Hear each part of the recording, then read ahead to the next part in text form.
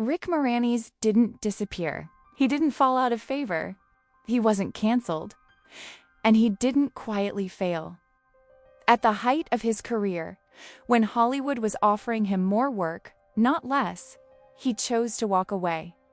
Not temporarily, not quietly, almost completely. This is not a story about scandal or reinvention. It's a story about absence and why it was deliberate.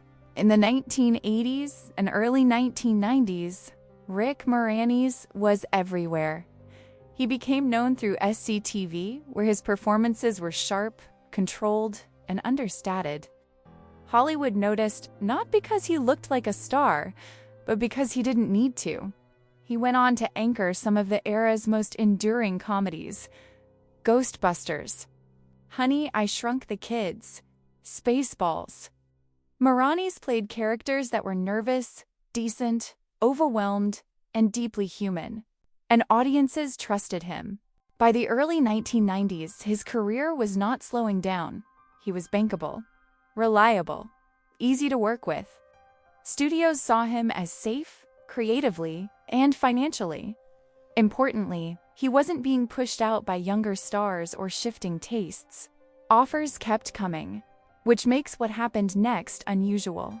In 1991, Rick Moranis' wife, Ann Belsky, passed away after a long illness. They had 2 young children. At that moment, Moranis made a decision that Hollywood almost never sees. He stepped back, not for a break, but for responsibility. He chose to become a full-time, present parent. No press tour, no announcement, no narrative framing. He simply stopped accepting most film roles. Hollywood often frames absence as a phase. Comebacks are expected, returns are planned. But Moranis didn't see stepping away as temporary. He has said, repeatedly and without drama, that his priorities changed and never reverted. He continued working quietly, voice acting, writing, occasional music projects. But the machinery of Hollywood, schedules, travel, promotion, no longer fit the life he chose. And unlike many others, he didn't try to renegotiate that balance. He opted out. Over time, the story shifted. Headlines described him as vanished.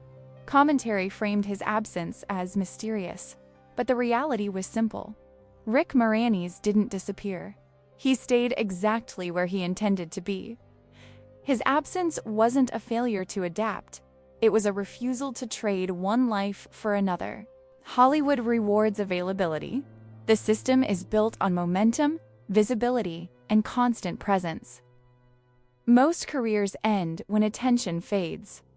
Rick Moranis ended his, or paused it, while attention was still intact.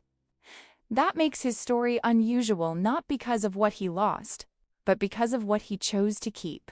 Rick Moranis didn't leave Hollywood because it rejected him. He left because it didn't matter enough. And in an industry defined by exposure, that choice may be the most permanent role he ever played. In the next episode, we look at a different kind of exit, not driven by failure, not forced by the industry, but chosen deliberately.